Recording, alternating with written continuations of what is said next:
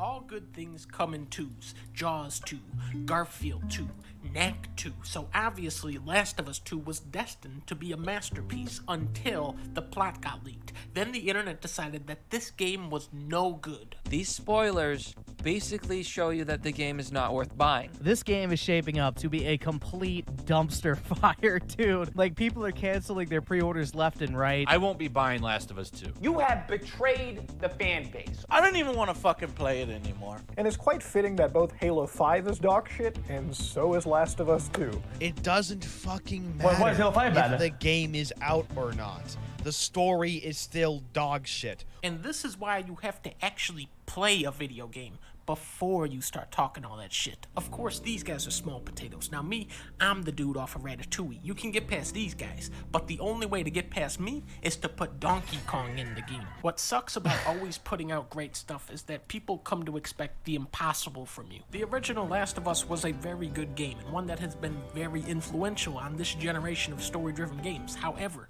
compared to this game, it is like a dog's chew toy.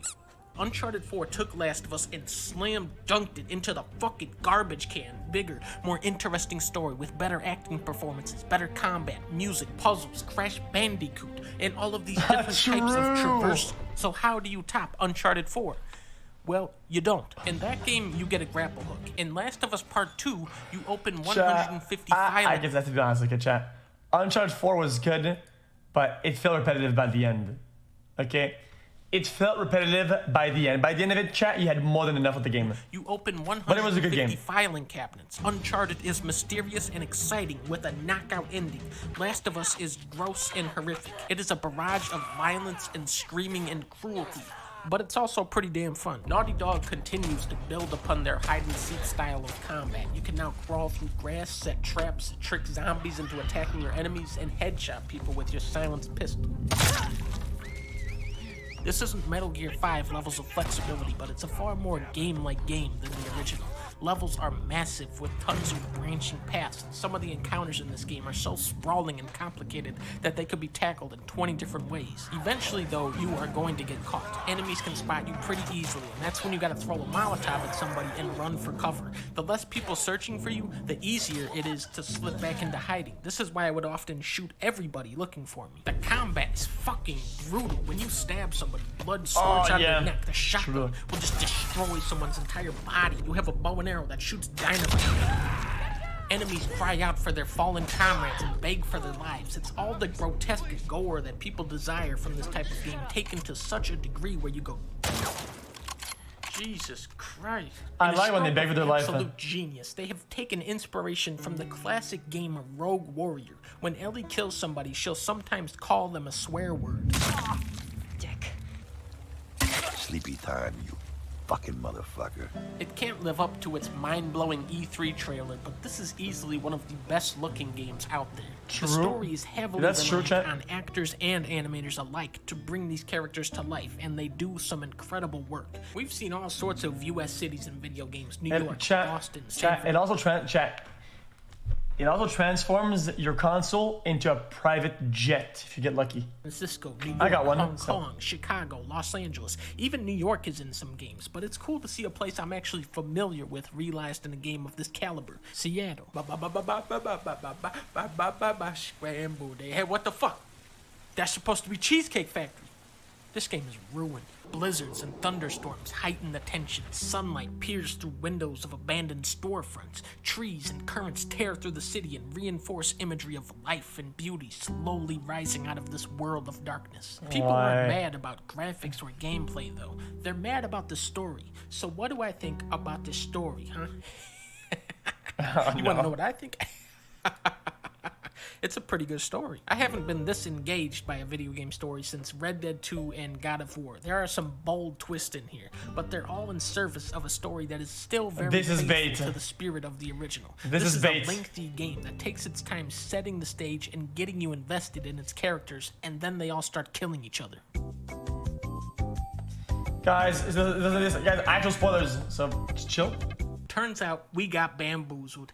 You don't play as the giraffe. Instead, you play as a girl called Abby, and she kills Joel with a golf club. How are you gonna kill off the main guy? That's everybody's favorite guy.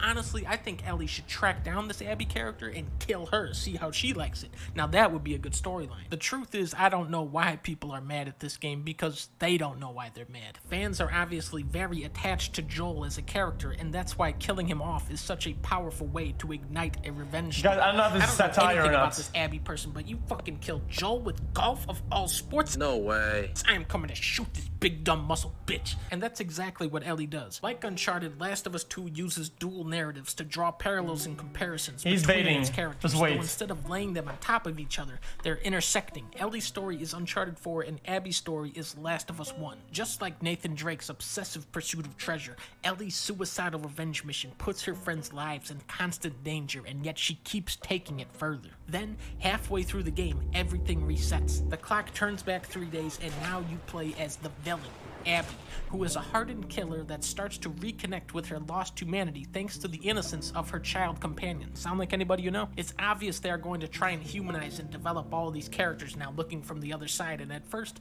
you reject them. You go, fuck these guys. I don't care about them. They killed Joel with golf, except for the dog. It's obvious that they're going to do it, but it doesn't mean that you're going to like it as a player or it's going to feel good. Dog, I like him. But as you keep playing, eventually you find yourself getting wrapped up in their drama. The moment where they really got me was this sniper fight. This battle goes on for so long that you really come to hate this fucking sniper guy, but by the time you reach him, you realize, wait a minute, no, I really like that guy. Ellie's side of the story is very focused and simple. Abby's side is messy and complicated with a bunch of new characters running around doing crazy shit in the middle of a war. I don't agree. It's I very can't. entertaining trying to connect the dots between both sides of the story. Guys, listen. I have to disagree with this guy. Not just because I'm mad. Just disagree. Her side of the story had no actual goal. It was small piece of story that don't connect together that much, and you're just going somewhere because the character said we're going there, and this is happening and we don't know why. It's just like these small little things that just to make a story almost.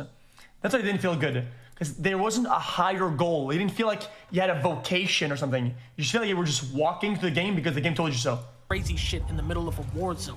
It's very entertaining trying to connect the dots between both sides of the story, and I imagine there's a lot of details you won't even catch until you go back and play through it again. A character you've already encountered as Ellie will show up in the back half of the game and you'll go, hey, I remember that guy.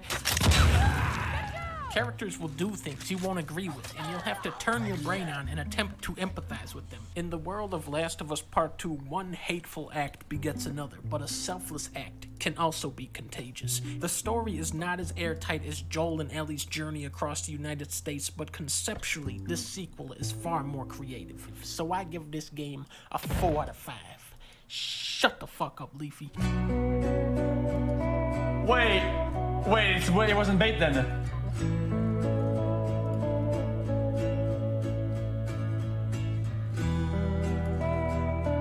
Okay, chat, this is just a bad take. Guys, listen, I kind of like Dunkey sometimes. I'll just be honest, chat. Just straight up, chat. That was just a bad take. All good.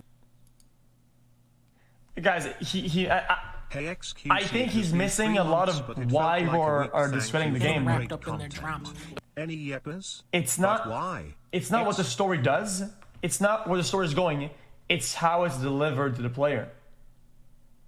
Guys, it's not the facts that are annoying. It's how they're presented. It's how it's done. Who cares if fucking your main favorite character Joel dies? Who cares if he dies? Yeah, people were gonna get mad, but they would be unreasonable to be mad that Joel died if it wasn't like that. And nobody would be mad if you had to play as Abby if it wasn't literally half the game for these things that you don't even know why you're chasing. How is that so hard to understand it? The moment where they really got me was this sniper fight. This battle goes on for so long that you really come to hate this fucking sniper guy. But by the time you reach him, you realize, wait a minute, no, I really like that guy. Ellie's side of the story. Yeah, guys, this is just a bad take. This is just bad. Weeks without internet after moving, but I'm back finally with that fiber internet. AT&T